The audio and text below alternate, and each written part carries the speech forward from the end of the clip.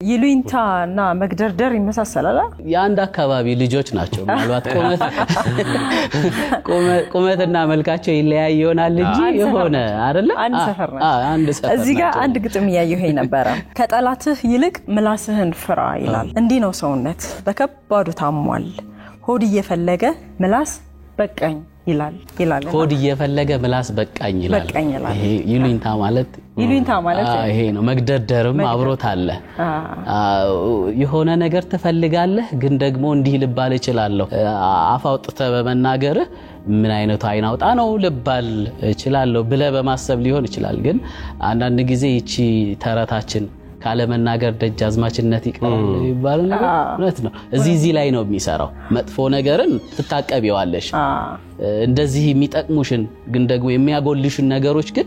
ማለፍ የለብሽም ምክንያቱም ሰው እስካልጎዳ ድረስ አንድ ነገር መባል አለበት በያስባለሁ ይሉኝታ እንዲ ብልኮ እንዲ ሊሰማው ይችላል እንዲ ብልኮ እንዲ ሊያስብ ይችላል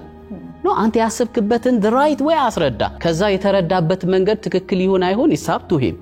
ግን አንተ ለህሊና እንዳይቆረቁርህና